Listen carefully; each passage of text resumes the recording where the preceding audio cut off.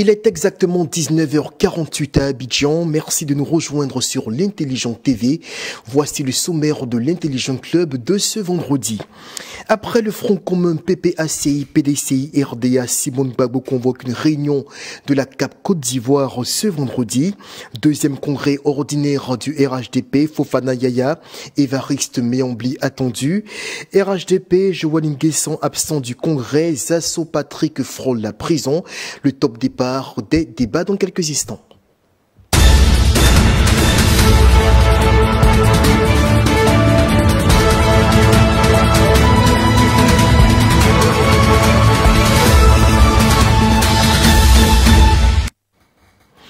Tel qu'annoncé hier au jeudi, la coalition pour une alternance politique, la CAP Côte d'Ivoire, a tenu une réunion ce vendredi au lendemain de la création par le PDCI RDA et le PPACI de Laurent Gbagbo du Front commun. Le PDCI, selon l'un des membres du directoire de la coalition, a donné des explications quant à la formation du Front commun. Soro Djabiga, Jean-Rocher Nguessan, bonsoir. Bonsoir. Oui. Soro Djabiga, est-ce que la présence à cette réunion de Georges Ezalé, vice-président du PDCI RDA, lors de la réunion de la CAPSI ce vendredi, permet de dissiper tout ce qui était comme doute sur la volonté de l'ancien parti unique de demeurer au sein de cette coalition qu'il dirige? Non, il n'y a pas de débat autour de la présence ou non, ou de la continuité ou non du PDCI au sein de la CAPSI. L'alliance qui lie le PDCI et avec tous les membres de la CAPSI n'est pas une alliance exclusive. Le PDCI, en tant qu'entité, en tant que parti politique, a senti le besoin à un moment donné de signer une déclaration commune avec le PPACI en tant que parti politique également, en tant que force politique de l'opposition. C'est pas simplement une déclaration, mais de constituer une alliance politique. Non, la rencontre d'hier a été émaillée par deux faits majeurs. Il y a eu la signature de la déclaration commune et il y a eu la présentation du mouvement Trop c'est trop. On va s'en tenir là pour l'instant. Et la création du Front commun. Oui, du Front commun. Voilà qui est une alliance politique entre les deux partis. Oui, c'est pourquoi j'ai dit que l'alliance qui lie les membres de la CAPSI n'est pas une alliance exclusive. Et vous l'avez dit tout à l'heure, la présence des alliés à cette rencontre de la CAPSI en tant que représentant du PDCI montre qu'il n'y a pas de problème. Le PDCI est un parti régulièrement établi en Côte d'Ivoire depuis bien d'années. C'est d'ailleurs même le premier parti. Le PDCI a créé cette alliance-là sous la direction de son président, le président Tidjane Thiam. Aujourd'hui, cette rencontre est tout à fait normale. Après avoir signé une alliance avec un autre partenaire, il est important de se réunir pour redonner peut-être une nouvelle vision ou une nouvelle ligne politique à l'alliance. Nous savons tous que c'est un parti qui est constitué d'organisations ou de partis politiques d'obédience divergentes. Voilà, nous savons tous que pour la majorité, pour la plupart, ce sont des partis qui sont peut-être de la gauche, des partis même qui se sont combattus hier. C'est pareil que le PPACI aujourd'hui. Quand le PDCI signe une alliance ou un partenariat avec le PDCI, on dit que c'est une alliance non idéologique, mais c'est une alliance même entre deux entités qui se sont formellement combattues depuis plusieurs années. Alors, ce n'est pas une surprise parce que le PDCI a déjà signé une alliance avec des membres de la CAPSI. Moi, je veux dire que cette réunion d'aujourd'hui, c'est une rencontre pour pouvoir réviser peut-être les objectifs et pourquoi pas apporter des amendements et se réorienter vers d'autres objectifs plus précis. Parce que nous sommes tous sachant ici que toutes ces entités qui sont dans ce parti-là ont un objectif commun aujourd'hui. C'est la CEI. L'objectif de la CAPSI, quand elle a été créée, c'est insuffler une nouvelle dynamique à la politique ivoirienne. Comment garantir l'alternance politique, la transparence dans les élections, l'inclusivité, tout ça. C'est ce que veut aussi le PPACI. Tout à fait. Alors, ce que vous dites n'est pas exactement ce que nous disait Paul Agobli, qui est membre du directoire de la CAPSI. Hier, déjà, il nous indiquait n'avoir pas été associé, je sais pas, de la CAPSI dans son ensemble, à la démarche du PDCI dans la création du Front commun avec le PPACI, quand on sait bien sûr les divergences qui opposent Laurent Gbagbo à certains membres de la CAPSI, tels que Charles Goudé, Pascal Affi-Nguessan ou encore son ex-épouse Simone Eivé. Alors là, aujourd'hui, à cette réunion, avant le top départ de l'émission, on a pu la voir à nouveau. Et d'après ce qu'il nous indiquait, c'est que le PDCI les a rassurés, leur a donné des explications. Alors clairement, c'était aujourd'hui peut-être un rendez-vous de vérité entre les membres de la CAPSI. Effectivement, vous l'avez signifié hier, selon plusieurs indiscrétions, plusieurs partis politiques au sein de la CAPSI n'avaient pas l'information de ce front commun, notamment entre le PPACI et le PDCI-RDA. Laurent Gbagbo, déjà, on se rappelle que le 26 avril dernier, lors des meetings, avait soutenu le PDCI-RDA face aux différentes procédures judiciaires de son président. Il avait dit, et je cite, « Nous ne laisserons pas le PDCI mourir, nous n'avons pas à les laisser mourir parce que c'est une expression politique en Côte d'Ivoire. Nous allons leur apporter notre soutien en espérant rien en retour d'eux, car la conviction politique n'est pas un troc. » C'est vrai qu'il a apporté ce soutien au PDCI-RDA, mais on sait surtout que dans son parcours, dans son cheminement, la vision politique de Laurent Gbagbo reste tout de même floue vis-à-vis de ses ex-partenaires. C'est vrai qu'il a lancé l'appel de Benoît en juillet dernier, mais on sait qu'il a rencontré, ses équipes ont rencontré plusieurs membres des partis d'opposition, notamment MGC, notamment le COGEP, l'USD et d'autres partis politiques. Mais n'empêche que lorsqu'on observe le champ politique, aujourd'hui, nous constatons fort malheureusement que Laurent Gbagbo peine à citer le nom de certains de ses ex-collaborateurs ou encore certains de ses ex-amis. Donc aujourd'hui, il était important pour ses partenaires du PDC-RDA là, de voir quel est véritablement le contenu de ce front commun quand on sait la posture du président Laurent Gbagbo vis-à-vis de certains leaders de ces partis d'opposition.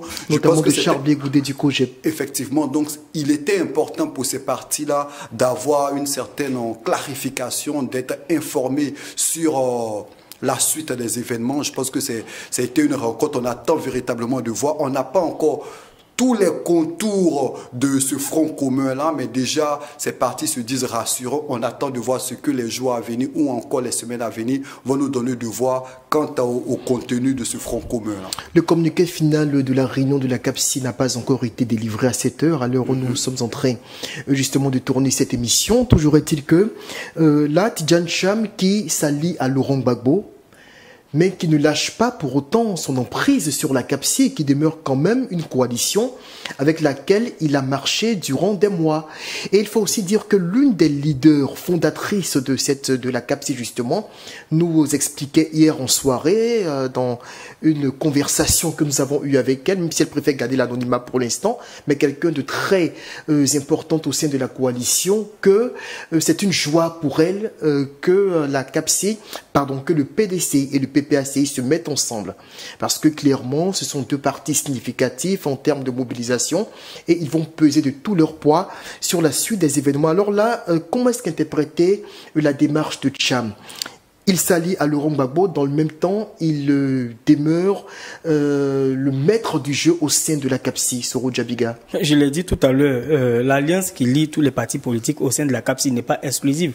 Et le PDCI, le PPACI même, avec qui le PDCI a noué une alliance hier. Le PPACI aussi est leader d'un groupe de partis politiques, est à la tête d'un groupe de partis et d'organisations de la société civile avec qui il travaille depuis bien d'années, depuis l'appel de Benoît. Mais ça n'a pas empêché le PPACI d'accepter de signer ce partenariat avec le PDCI.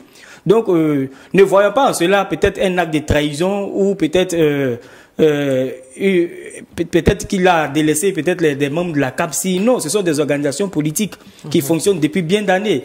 Dans la CAPSI, il y a de grands leaders. Il y a Charles Blé Goudé, il y a Simone, l'ex-première dame, il y a l'ex-ministre Kaéric, il y a Daniel Boni-Claverie, il y a tous ces cadres-là qui gèrent les partis comme il se doit. Et après avoir atteint leurs objectifs, chacun va mener son combat de son côté. Voilà, ce n'est pas le Tidjane Cham n'est pas, excusez-moi du terme, il n'a pas un rôle paternel à la tête de la CAPSI. Après, ce sont des partis politiques responsables qui se sont mis ensemble pour un objectif ponctuel. Mais il est quand même le leader de la coalition. Oui, et je reviens là-dessus, la signature de leur accord n'est pas exclusive. Et ce qui les lie aujourd'hui, ils ont un objectif commun. Et tous ces membres-là qui sont au sein de ces deux organisations aspirent aux mêmes objectifs. Des élections inclusives, des élections transparentes, la réforme de la CEI, la RLE. Alors, donc, il est tout à fait normal qu'on se mette ensemble de façon stratégique pour être encore plus fort. Voilà, vous avez bien noté aujourd'hui la présence des allées à cette rencontre. Donc, c'est dit que le PDCI n'a pas de problème. C'est vrai que rien n'est parfait, aucune démarche n'est parfaite. Voilà, aucune démarche n'est infaillible. Peut-être que dans l'action, dans le fait de l'action, ils ont dû peut-être visser certaines procédures, mais je pense qu'ils ont eu le temps aujourd'hui d'en parler et de se repositionner, de répartir encore sur de bonnes bases. Mais vous parlez également des rapports de l'ex-président Laurent Gbagbo et certains membres de la CAPSI qui sont pas trop au beau fixe. Ça, c'est une réalité aussi, mais nous sommes en politique et je les sais assez matures politiquement. Je pense qu'ils pourront trouver la formule pour pouvoir fonctionner au sein de cette coalition-là et atteindre leur objectif commun. Ils sont pas obligés d'être des amis, mais après, quand on est unis par un même objectif, voilà, on œuvre et après, chacun continue son chemin. Vous savez, assez rapidement, vous savez, pendant bien longtemps, on a accusé Tidjane Thiam d'être léger.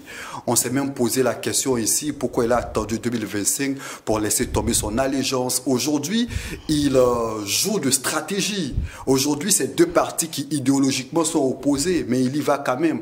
Quand le président Laurent Gbagbo est accusé par bon nombre de personnes d'être ce qu'il est, mais il y va quand même. Et aujourd'hui, il a le mérite non seulement d'être celui qui va vers les personnes ou des partis politiques qui sont plus ou moins vilipendé ou négligé par le président Laurent Gbagbo. Et je pense que c'est de la stratégie. Laurent Gbagbo n'a jamais vilipendé un parti politique. Non, il n'a jamais vilipendé, mais n'empêche qu'il y a certains partis, il n'ose même pas citer le nom de ces partis. Mais est-ce que c'est une obligation? Est-ce que le président Alassane Ouattara prononce le nom? Attention, non mais Soro Diabiga, soyons clairs. Est-ce que le président Alassane Ouattara prononce le nom de tous les cadres des partis politiques?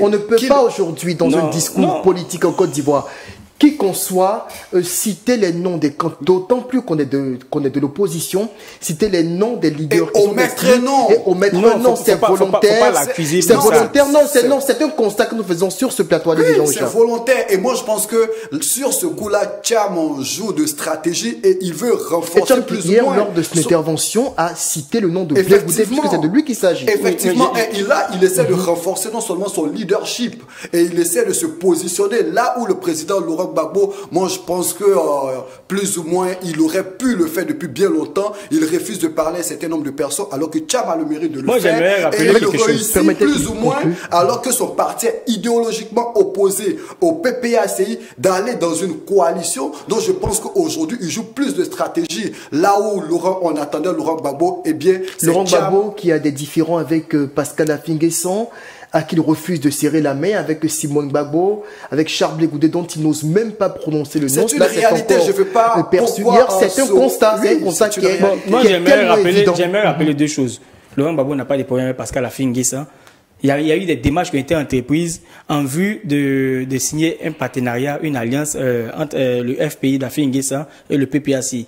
Et au bout d'un certain temps, nous avons aperçu le président du FPI, Affi-N'Guessan, aux côtés de la CAPSI. On n'a pas trop compris ce qui s'est passé, mais ils n'ont pas de problème. Maintenant, pour revenir sur l'alliance qui a été, la convention qui a été signée hier entre le PDCI et le PPACI, c'est pas un fait nouveau. Ils ne sont pas levés un matin pour décider de militer ensemble. Je l'ai rappelé hier. Au contraire, à son arrivée sur la scène politique ivoirienne et à la tête du PDCI, on peut dire que Tidjane Thiam a insufflé une nouvelle dynamique, une rupture avec la ligne politique que le président Bédié a voulu se fixer. Le président Bédié, de son vivant, avait déjà entrepris des démarches, des négociations avec le président Gbagbo en vue d'une alliance pour pouvoir œuvrer ensemble et atteindre leurs objectifs. C'était déjà établi et ils avaient désigné même une commission composée des deux partis pour pouvoir mener les discussions, composée de certains membres que moi je connais. Mais à son arrivée, Tidjane Thiam a balayé cela du revers de la main et il a insufflé une nouvelle dynamique, il a continué à faire son combat. Donc on peut pas dire que parce qu'il est dans une alliance avec la CAPSI, il doit tourner le dos avec le PPACI. Au contraire, il est revenu sur les traces du président Henri Konan Bédié. Maintenant, ça a lui de pouvoir créer le maillage entre ces deux entités auquel il est l'élément central. Là où on attendait le président Laurent Gbagbo. Qui attendait le président Laurent Gbagbo? Le président Laurent Gbagbo, il a sa ligne, il fonctionne en fonction des exigences et en fonction de leurs objectifs. Voilà, c'est ce que je peux ajouter. Alors parlons justement de maillage entre les deux tendances. Je parle de la CAPSI, je parle du PPACI. On ne cesse de le rappeler, Laurent Gbagbo, qu'on entrevoit difficilement dans une sorte d'alliance politique avec Charles Blé Goudé, qui semble être aujourd'hui comme un ennemi juré pour lui, tout comme Pascal Affi-N'Guessan. Est-ce que la présence de Tidjane Thiam, justement, entre les deux, bords, je parle de la CAPSI, je parle du PPACI. Cham qui est aujourd'hui membre non seulement du Front commun, dont il est l'élément stratégique le plus important avec Laurent Gbagbo, Cham qui dirige également la CAPSI. Est-ce que finalement, on s'achemine vers un rapprochement inévitable, sachant que, quoi qu'il en soit, Cham, dans son discours, il tient à associer tous les leaders de l'opposition qui sont victimes, selon lui, d'exclusion. Il n'en écarte aucun.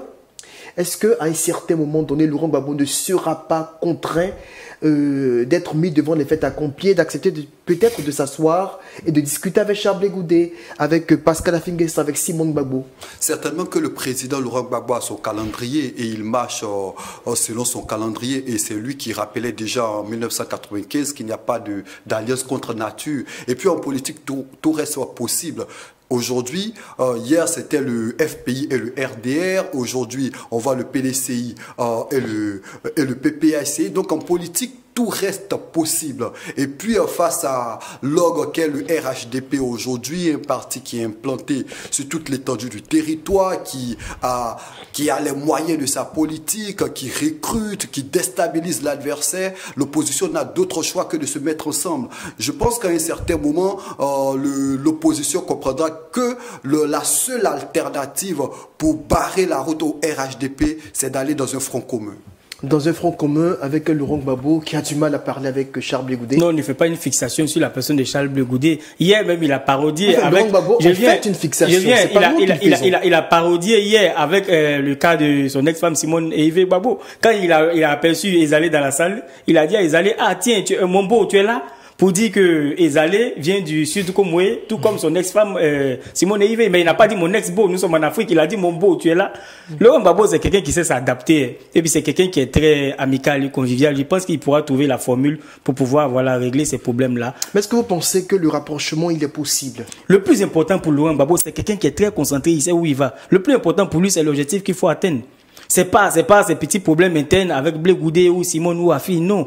Il a su se mettre au-dessus de ça. Donc je pense que de la manière dont il a minimisé ce problème-là, c'est de cette même manière il va trouver la formule forcément pour pouvoir s'accommoder de leur présence et faciliter les choses pour pouvoir atteindre l'objectif. Alors concrètement, vous envisagez la CAPSI et le Front commun dans son entièreté.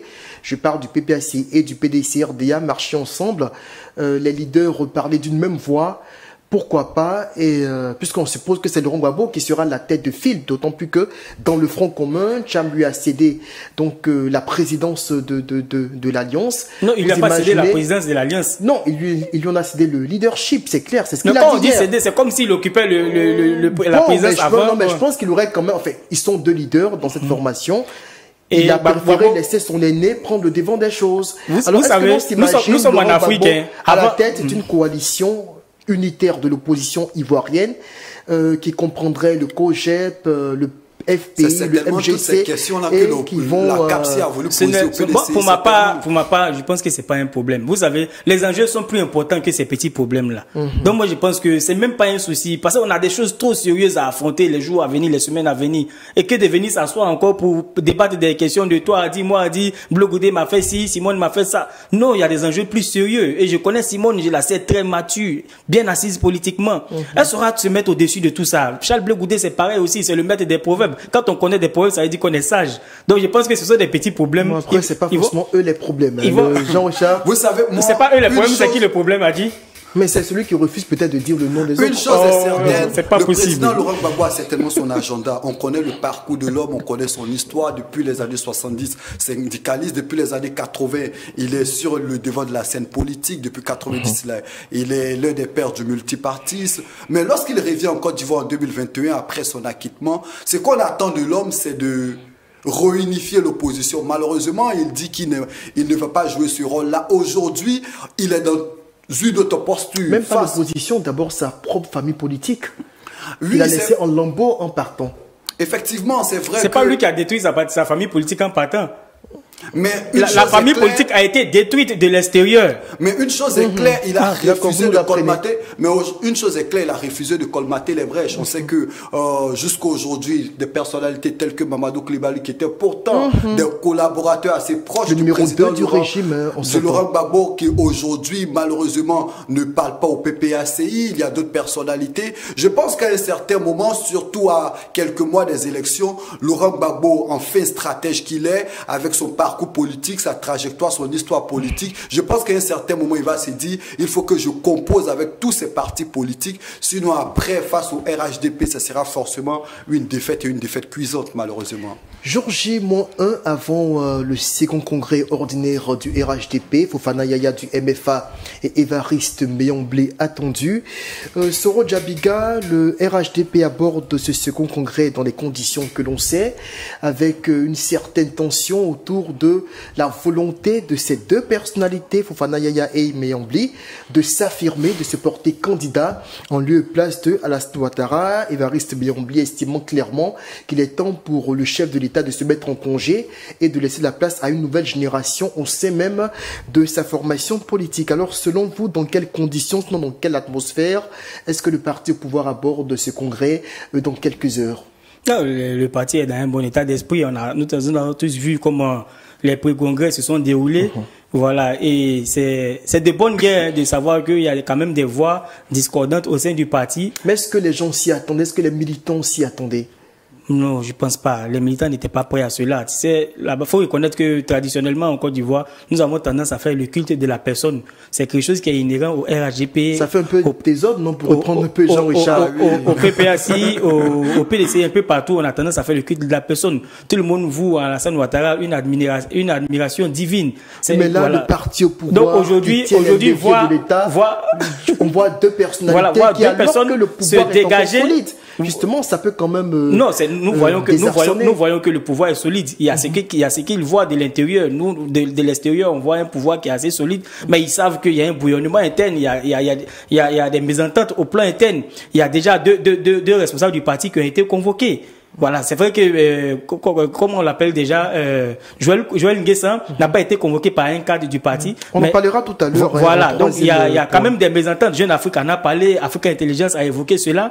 Il y a des mésententes au sein du parti. Et quand on lit... Parce que certains militants ne veulent plus de Ouattara. Enfin, si je vous suis, hein, est-ce que Méomblé et Fofana expriment quelque part la volonté d'alternance interne? Oui, chacun d'eux a quand même des projets qui sont intéressants. Quand on a écouté Fofana Yaya, on sent qu'il veut insuffler une nouvelle dynamique au parti, une alternance. Il veut encore repenser l'idée républicaine du parti. Il a parlé de plusieurs projets. Il a parlé de la transition écologique, de la digitalisation, de l'emploi jeune. Mais Méomblé aussi a évoqué plusieurs projets. On sent que ce sont des jeunes de la génération intermédiaire qui veulent pourquoi pas remplacer aujourd'hui le président Alassane Ouattara qui est quand même à un âge assez avancé. Voilà, bon, c'est vrai que c'était pas attendu, hein, parce que comme je l'ai dit tout à l'heure, dans la plupart des cas, dans tous les partis politiques aujourd'hui, les leaders sont un peu déifiés. Le président Alassane Ouattara, quand on parle de lui, aujourd'hui, c'est comme un dieu. Donc, voir deux cadres qui se dégagent et qui commencent à revendiquer d'abord la présence du parti et qui visent encore l'exécutif, c'était inattendu, ça il faut le dire. Et surtout au RHDP, c'est vu même peut-être comme une crise de lèse-majesté. Voilà, j'ai vu son arrivée ce soir au siège du parti. À bord d'une grosse berline, il n'a pas été véritablement accueilli par une liesse populaire. Vous parlez de Yaya Fofana, de Méomblé, pardon. Il n'a pas été accueilli par une liesse populaire. Tout le Gotha était réuni, il y avait des militants de base. Et il est arrivé, mais figurez-vous que si c'était le président Alassane Ouattara qui arrivait, la rue, le pic allait être bondé de monde depuis à l'entrée. Oui, ça c'est clair. Alors Jean-Richard Nguessan, la stratosphère décisionnelle du RHDP semble quelque peu secouée par ces deux candidatures qui viennent perturber la dynamique enclenchée autour de la personne d'Alassane Ouattara. Est-ce que cela est le signe que la tension est en train de grandir au sein du parti présidentiel malgré les apparences? Loin de moi, peut-être l'idée d'être condescendant, mais je dirais que ce soit Méomblé ou encore Yaya Fofana, je pense que c'est deux menus frités face au... Mais deux menus frités, mais qui osent s'exprimer. Est-ce que le droit de s'exprimer? Au-delà de leur droit de s'exprimer, mais deux menus frités, mais qui peut-être portent la voix d'une minorité silencieuse. Ah oui, mais après, lorsqu'on écoute ces deux personnalités, dans une dynamique où tous les cadres du parti ou toute la base militante porte Alassane Ouattara pour un 4e mandat, je pense que ils iront forcément avec, ça sera forcément une défaite. Et puis après, c'est le discours qui est gênant. Lorsqu'on écoute Yaya Fofana, il dénonce vigoureusement le fonctionnement du parti. Et déjà, il avait annoncé le 3 juin dernier sa volonté d'être candidat aux prochaines élections présidentielles. Donc après, même son leadership est aussi contesté. On sait que le MFA est un parti qui a subi beaucoup de contestation en interne, depuis Anaki Kobina, jusqu'à ce que lui-même, Yaya Fofana, vice-président porte-parole du parti, on lui confie l'intérim du parti. Aujourd'hui même, il est contesté par un certain nombre de cadres qui estiment qu'il ne peut pas parler au nom du MFA, qui est aujourd'hui dans un parti réunifié. Donc je me dis, après que ça fait désordre, c'est vrai que c'est sa volonté d'être candidat face au président Alassane Ouattara, mais après, il faut être plus ou moins courtois dans les propos. On a vu Évariste Miambli qui fustigeait le comportement d'un certain nombre de cadres. Après, lorsqu'on veut aller à une certaine élection en interne, c'est d'être une force de proposition et ne pas être forcément dans une posture de déviance, de critique du fonctionnement du parti. Bon, Évariste Miambli, qui estime avoir été la cible d'attaque directe de la part du ministre Kobenon Adjoumani, qu'il estime avoir attaqué son intimité conjugale en parlant de sa femme.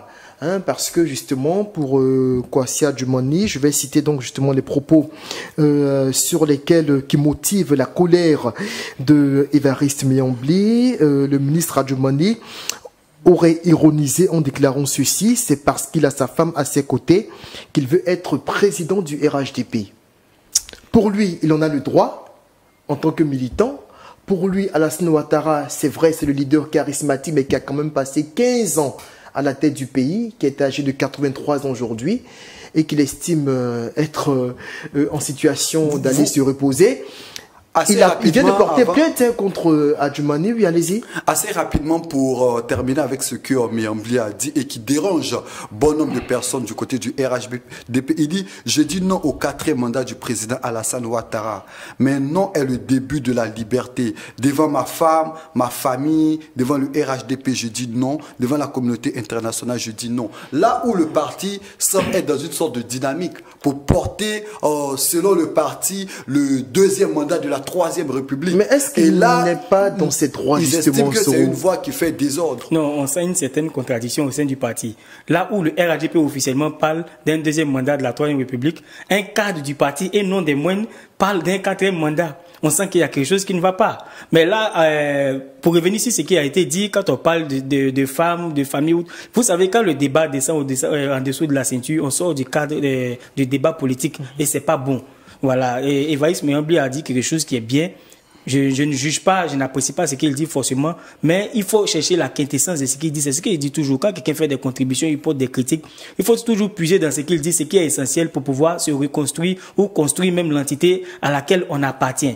Mais sortir encore pour venir dire que c'est parce qu'il est aux côtés de sa femme qu'il a le courage, ou bien, vous savez, le ministre Adjoumani, le ministre d'État, une fois il a déclaré que tout le monde est jaloux de son poste et de sa fonction. Donc, il insiste pour qu'on l'appelle ministre d'État. Donc, je reviens là-dessus. Le ministre d'État, Kobenon Kwasi Adjoumani, n'est pas à cette première déclaration. Une fois, il a dit, et on lui a demandé, est-ce qu'il voulait un jour être devenu président de la République?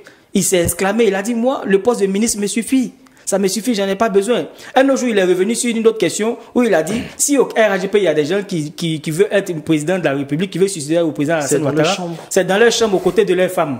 Mais pourquoi rester toujours dans ces débats, dans ce clivage familial tout le temps? Il faudrait qu'il sorte de cela, il faut qu'il élève. C'est peut-être de façon subliminale une manière de reconnaître que beaucoup murmurent, mais qui n'osent pas s'exprimer. Justement, vous savez, en filigrane, on comprend qu'il y a un bouillonnement interne.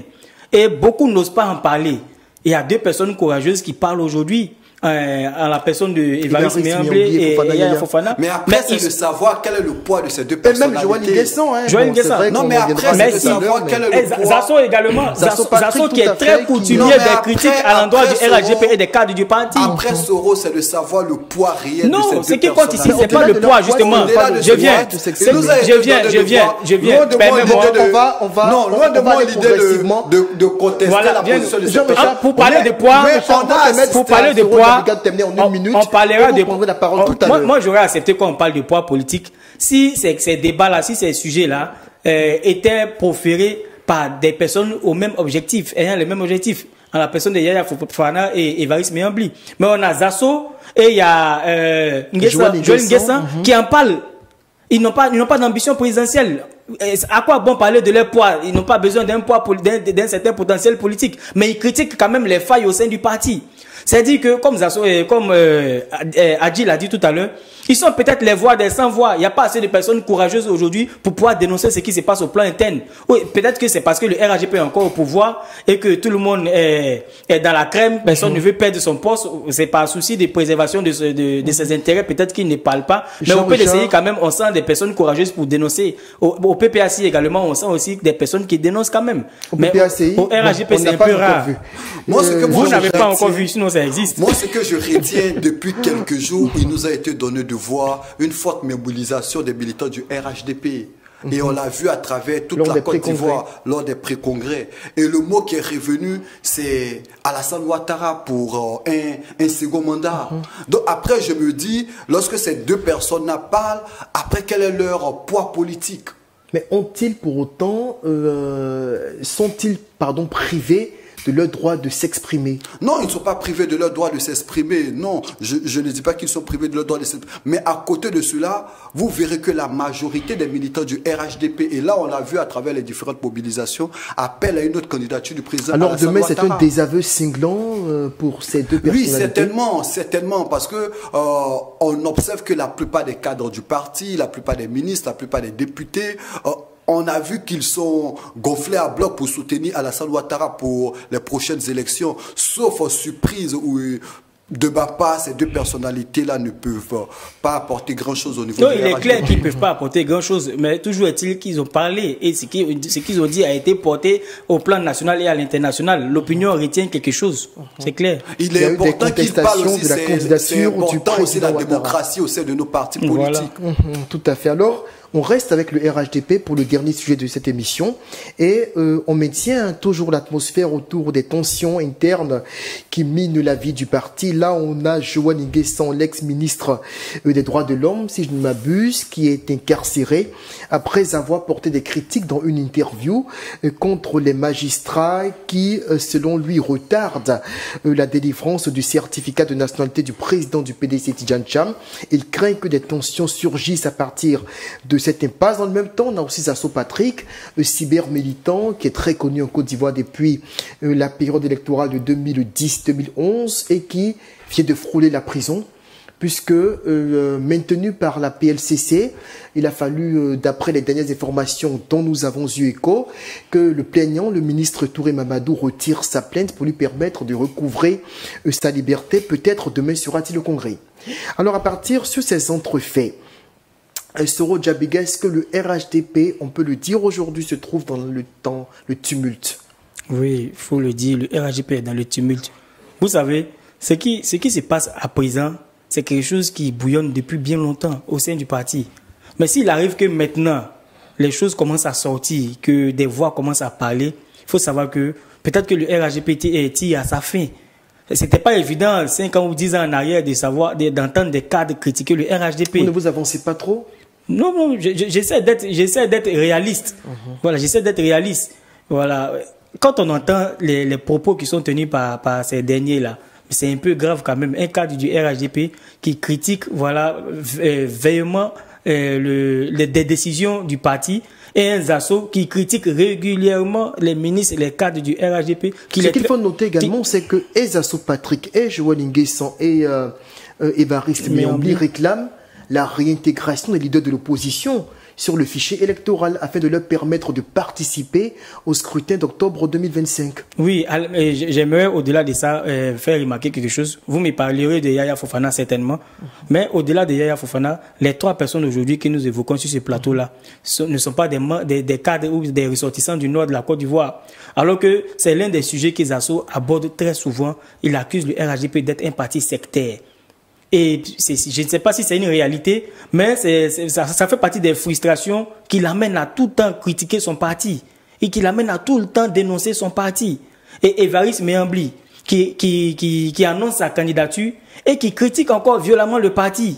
Et Joël Nguessan, il n'est pas à sa première, je ne vais pas appeler ça une forfaiture, il n'est pas à sa première sortie dans ce sens-là. Quand il y a eu le problème du FDFP, nous avons senti qu'il en avait plein là dans la gorge, mais il s'est retenu. Mais le peu qui a pu sortir était très grave. Ça ressemblait à une attaque, à une accusation. On aurait dit qu'il accusait le gouvernement d'être corrompu. Vous comprenez? La plaie qui est au sein du RHDP a eu le temps de se construire, de grandir, et on a atteint un stade où aujourd'hui, si l'on n'y prête grade, si le RHDP perd le pouvoir, il sera difficile de continuer d'exister en tant qu'entité. Ça sera difficile, le parti risque d'imploser. Parce que, à ce qu'il paraît, il y a plusieurs factions au sein du parti. Il y a plusieurs grands cadres qui revendiquent peut-être leur leadership ou qui revendiquent une certaine place. Mais cela existe au Soro dans tous les partis politiques. Mais justement, c'est justement, voilà pourquoi j'ai tendance à dire que le PDC est un parti qui est solide. Il faut le reconnaître. Jean-Richard Nguessan, est-ce qu'aujourd'hui, on a vu venir au RHDP cette montée d'adrénaline? Tout à l'heure, Soro Djabiga parlait de plaie, c'est comme ça qu'il décrit la crise qui semble prendre forme aujourd'hui au sein du parti au pouvoir.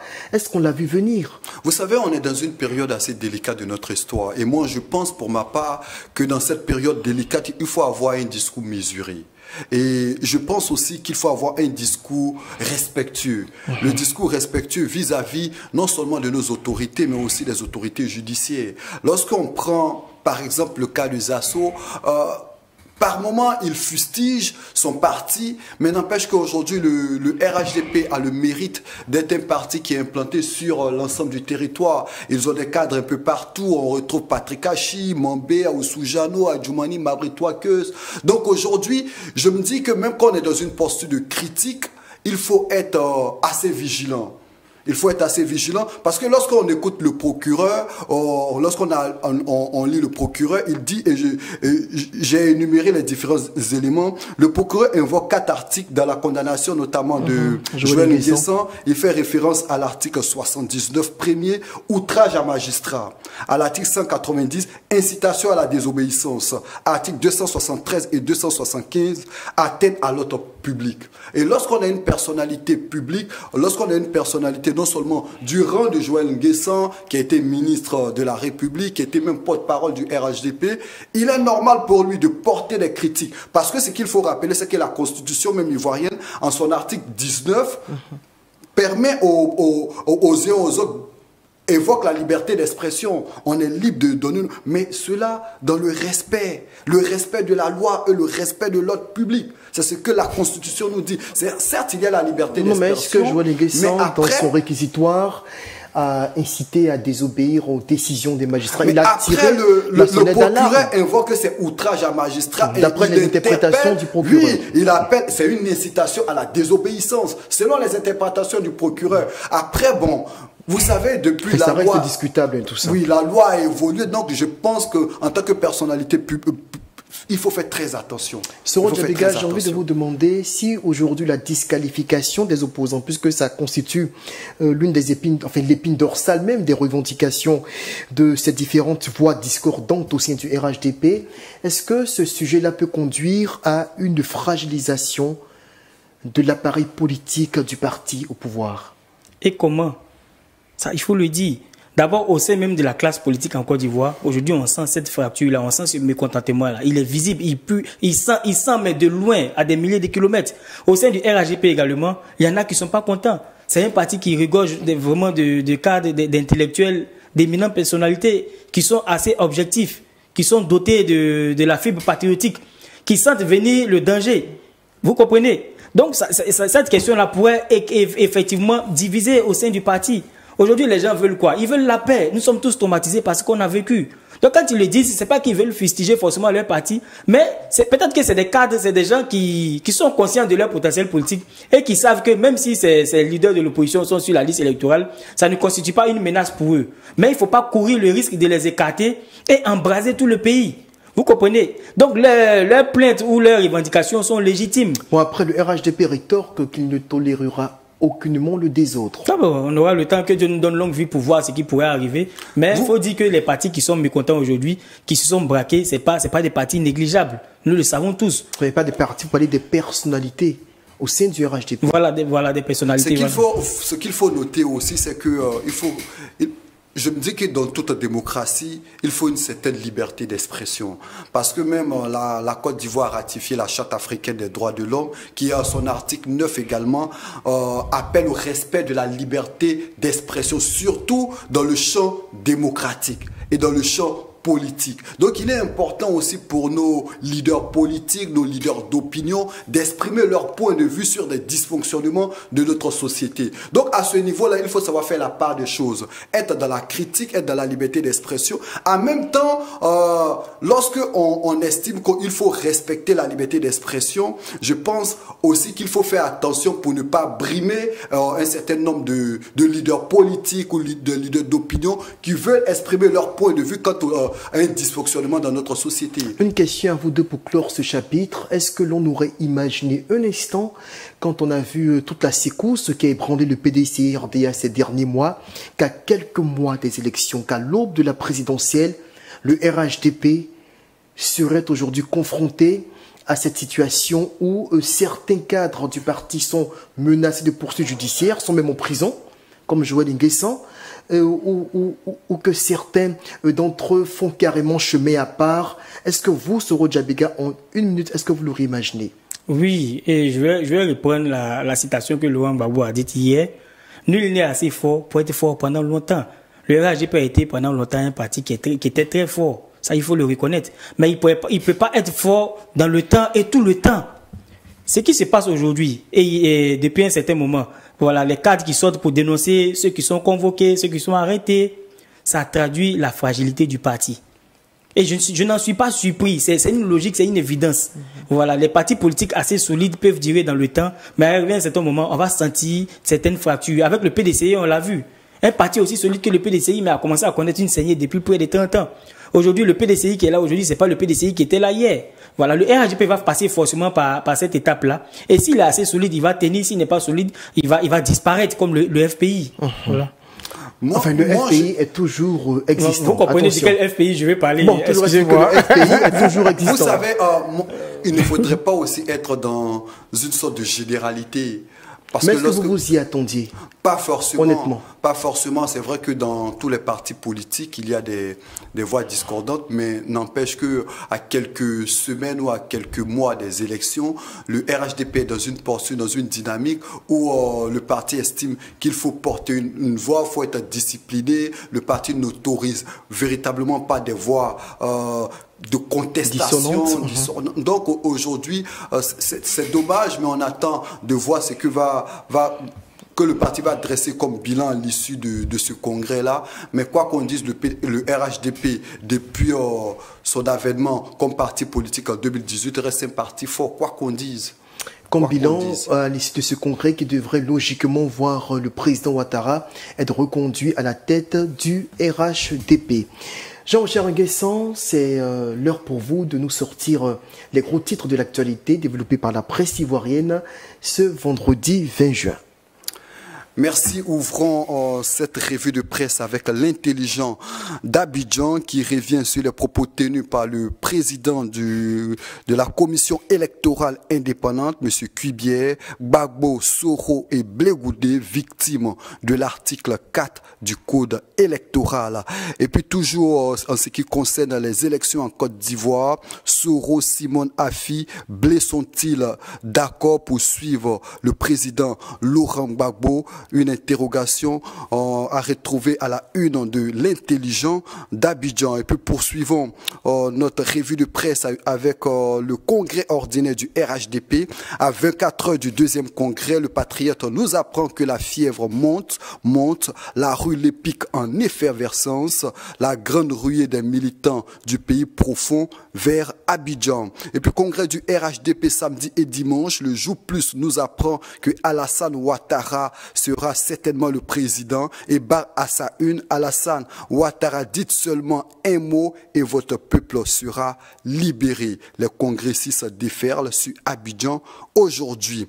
Et puis le sursaut parle également de ce congrès du RHDP et nous informe comment le directoire a verrouillé le congrès du RHDP. Et puis changeons avec la voix originale qui nous parle de l'union sacrée entre le PPACI et le PDCI RDA autour du mouvement Trop c'est trop, le choc des géants pour sauver la démocratie ivoirienne. Et le nouveau réveil nous apprend également mise ensemble des forces et intelligences face au RHDP. Le PDCI RDA et le PPACI créent un front commun contre le RHDP. Le quotidien d'Abidjan revient également sur la situation sociopolitique explosive. Le PPACI et le PDCI créent un front uni de lutte contre la dictature émergente. Et puis notre voix proche du Front populaire ivoirien évoque également ce front commun contre le pouvoir RHDP. Le journal bat à sa une, le PPACI et le PDCI signent un accord. Héritage revient également sur la création d'un front commun. Le PDCI RDA a scellé sa dernière alliance avec le PPACI hier. Et puis l'Inter nous informe également que Gbagbo et Tcham créent un front commun et nous parle de la réaction du RHDP. Et puis, information à Saïwa, Soir Info nous apprend que la célébration des résultats du BPC vire à l'affrontement entre deux villages de cette localité.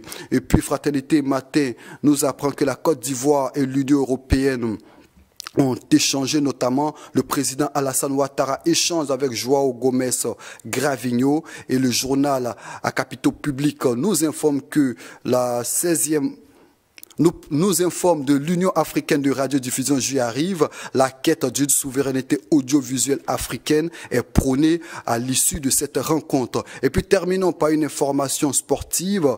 Éléphant de Côte d'Ivoire, faille adulé hier, paria aujourd'hui, et le journal nous apprend également que Eli Wahi veut jouer notamment avec la Côte d'Ivoire. Rappelons que cet international ivoirien évolue du côté de Francfort.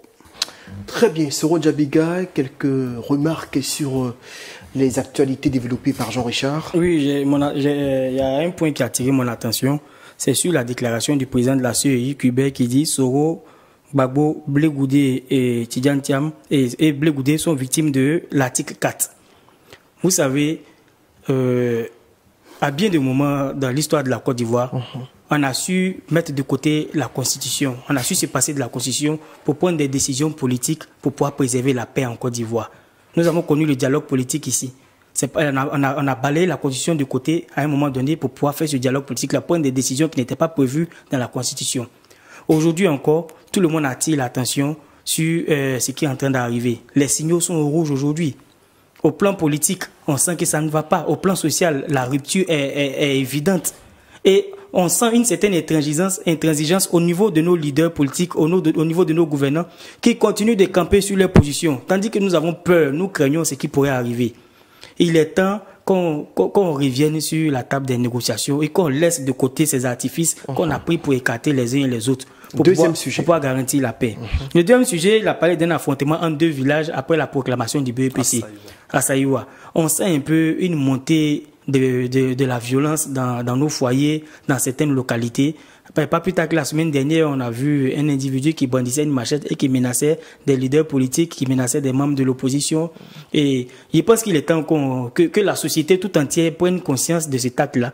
Parce que pratiquement tout le temps, chaque mois, on annonce qu'il y a eu un meurtre ici, il y a eu un assassinat, il y a eu ceci, il y a eu cela. Je pense qu'il est temps qu'on se réveille, qu'on regarde sur ce détail. Parce que c'est tout ça qui amplifie les conflits en période électorale. Et une bagarre qui naît après la proclamation des résultats scolaires, mais c'est grave. Dans un cadre scolaire, dans un cadre académique, une bagarre naît et deux villages s'affrontent. Il faut comprendre à quel point aujourd'hui nous avons pris pied dans la violence. Les esprits sont surchauffés. C'est grave, voilà. Je pense que ce sont ces deux points qui ont pu attirer mon attention et merci également. Soro Djabiga, Jean-Charles Nguesson, merci de votre pertinence dans l'analyse de ces différents sujets. C'est sur ces informations qu'on va se quitter pour ce vendredi. On se dit au revoir et à lundi. Très bon week-end à tous.